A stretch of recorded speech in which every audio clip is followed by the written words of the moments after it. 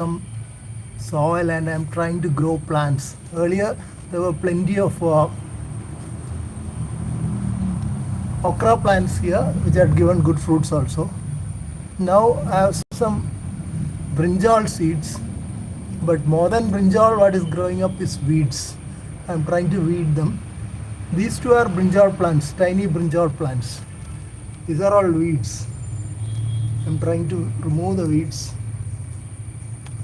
but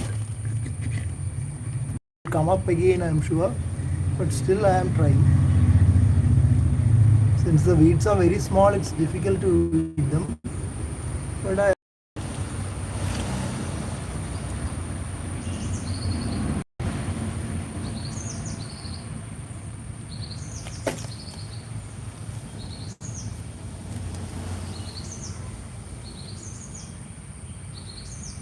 these are brinjal plants. These two are brinjal plants, but this one I think is not a brinjal plant. It looks, yes, it could be a brinjal plant. Anyway, I am leaving it there.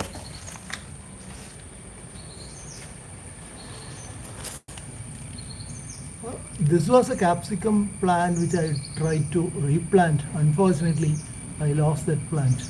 Maybe because of bright sunlight for a few days, I lost that plant. It's a date plant growing in a garden pot just for fun of it. I'm sure it will not grow much there.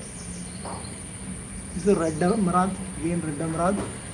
An okra plant which has been here for quite some time. You can see that the stem is quite woody over there. So it has been there for a long time. It had gone very bad and now it has recovered after I had put a lot of cow dung manure. Similarly, there's another okra plant here also. All the leaves had got damaged when there was road work going on and a lot of rock dust, I would say, rocks and dust came over here and all the leaves were damaged. You can still see some damaged leaves here, but the new leaves are coming up well. This plant also improved after I had put a lot of cow dung manure. This is curry leaves plant. This is a sad story of a grafted mango tree, I would say, rather than a plant. It was growing well, but then some sort of ailment came. I pruned it, it came better. Again it grew, again it got that same problem. For about 4-5 years it has been there. Now it's only the stump. I'm not sure whether it will come up again. Looks like it has become a twig rather than a tree. Anyway, there is not much space also here to grow a mango tree. This is a great success story in my recent years. You can see this lovely chili plant having plenty of long chilies. I'm very happy to see this. How many chilies? As I don't need so many chilies now for curries at home, I'm not plucking any one of them. I'm just keeping them there. It's a great thing for me to see so many chilies. In fact, probably as the number of leaves are less, chilies might even overtake the leaves in number. It's a very unusual sight in my garden because I always have plenty of leaves and very little. Hi, I cure you 7965. Thanks for the hi. And this is a variegated shoe flower plant, hibiscus, but it has lost most of its variegations. You can see there is some variegation still. Some of the leaves are still variegated. This was grown from a branch taken from another variegated shoe flower plant which I am growing here. There are a few of them. It's a grow bag in which my capsicum plant is thriving. I had replanted a few of them, but this one is thriving probably because of the drip irrigation. You can see the drip irrigation dripper dripping continuously there. This is the main line of the dripper, and I have connected this is the connection. and it is continuously dripping. I hope it will not drown the plant. Anyway, I cut off the water supply after some time because it's rainy season. I don't need so much of water for drip irrigation. Anyway, this will be in the rain. This is something extra. There is so much of drip irrigation has come through, so that these plants will probably have root rot. I don't want that, so I moved it away. I have moved that drip irrigation dripper to the tea plant, which is a little more hardy. I hope the holes at the bottom of this garden pot will drain, or the sun will warm up and evaporate it.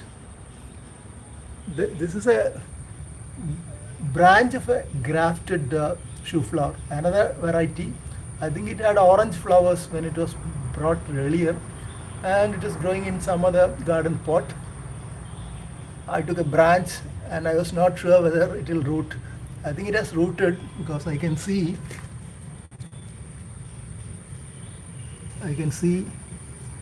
tender leaves coming up. It means it has probably rooted there. It's another trial of a stem cutting. I am trying to grow these two. These are Gandharaja or gardenia plants, but they have not rooted. I think the stem seems to be drying up, but I can't say for sure. Maybe after several weeks they will come up because it's monsoon season. Another weed, I'm just pulling out the weed. One of the croton varieties, I think it has grown fairly well. It was in a very small pot. I had repotted. In between there was water logging, so I pulled it this side. It was there, and from here I pulled it here because this is a shaded place here. And this one is growing better, the same variety, but growing much more better with very, very beautiful leaves. This one is a little bad, but overall not so bad. This is splendid, I would say, with very, very good leaves, excellent leaves, I would say. So I forgot whether this is a capsicum or chili plant. Looks like chili, I'm not sure. I'll have to wait because I have both here in different pots. So if I forget from which pot I replanted, then I won't be able to identify till the fruits come. That's a long way off, and sometimes it may not come at all. Here we have red amaranth along with this one is not red amaranth, even though there's pink stem. That is a beetroot plant. You can see more later. These are coriander plants coming up. They have been grown from seeds. You know, coriander seeds have whatever you see is having two seeds inside. You have to break the husk, then they will germinate better. Initial leaves are general leaves, but when you see the serrated leaves, you know it's coriander. There are only few coriander plants which are growing up. And one interesting thing about coriander is that in my younger days, if I buy coriander seeds for cooking, they could be easily sown and new coriander plants obtained. But nowadays that never happens. If you have seen my earlier video, you would have understood that's because of the processing probably. Spices processing has changed a lot over the decades, so that processed spices bought from the grocer will not have their viability, while these are from seeds bought from agricultural nurseries. You can distinguish them by some coating, because some fungicide will be coated and it will be pinkish when you buy most of the seeds, either online nurseries or local nurseries, and they are not meant to be eaten also. If you eat those coated with fungicides, you have a problem. So there is a great difference between grocer bought coriander seeds, which will never germinate in these days. Earlier, when we used to process coriander seeds at home, when some remnant gets out into the soil, they used to germinate very well. That's because processing has changed over the decade. This is green peas plants grown from seed spot online, but they are not thriving well. This has been my experience earlier also. Initially they will come up and then they will wilt off in spite of whatever care you give. That's probably because this region is a warmer region which is not meant for growing green peas. It's a problem I always had when trying to grow plants which are exotic for this region. Another little bit of weed here, I'll remove that. This is also a beetroot plant. I have a lot of beetroot plants here. This time I have grown them in shade because it's a heavy rainy season, or it was supposed to be. Part of the rain has moved off, I think, from this region to another region. Anyway, I am growing in partial shade. They are thriving better than my previous attempt, but I am not sure how long they will grow, these beetroot plants. Interesting thing I read recently is that these are garden beet varieties, which will have beetroot, the color of this color is seen there, and they are used for cooking and other culinary purposes. But there's another variety which is different, that has the beetroots will be whitish color. That is not garden beet, that is sugar beet. In the US, almost 50% of sugar produced is from sugar beet. Earlier I had read that beetroot is one source of sugar. I was thinking that it is the same beetroot which is being used for production of sugar, but it is not so. This is for cooking and eating, this type of beetroot, which has a color, purple color, like the stem of these. The other sugar beet is totally different. The sugar content is also much higher. The sugar content of sugar beet is about 20%, while the sugar content of this garden beet is only about 3 to 5% or much lesser. So you can't extract sugar from this for the sugar industry. You need sugar beet, which is being cultivated very much in United States because it contributes about 50% of sugar production in the US. But in other places, sugar is obtained from sugar cane, you will be aware. So that total global production of sugar, only about 20% is contributed by sugar beet, and the rest is from sugar cane. This is why you can guess either chili or capsicum. This is capsicum. This one is the one which is growing best. And actually I had transplanted the ones which I have shown earlier from these two pots itself, but somehow one of them wilted away, one of them is just surviving. That's all I can say. This is another plant which is not common in this region, sweet corn. This is a sweet corn plant. 3 of them in this garden pot, 1 in this garden pot. These are doing well. In fact, these pots were crowded with sweet corn. I had pulled out some of them and potted elsewhere. This is a brinjal plant. It has been growing for quite some time.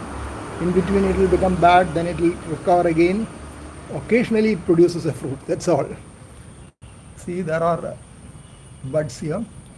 And in case of brinjal, from the color of the flowers you can guess the color of the fruits.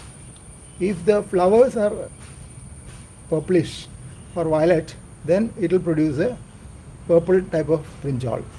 While the green variety of brinjal, the flowers are true white because they don't have that pigment for coating the brinjal fruits. This is the parent orange colored grafted shoe flower plant. It has been here for quite some time. When it was brought from the nursery, there were a few flowers, but later no flowers. In those days the flowers were quite interesting because initially it will be orange, then after some time it will become a dark orange or slightly reddish as well. So it's an interesting variety, but unfortunately no flowers. I tried giving potassium, wood dash, everything, but no luck. No new flowers, only the flowers which I got initially. And a really a golden ball which has been pruned was recovering from a lot of problems. Now it is good. Again, there is a weed here. I'll pull it out.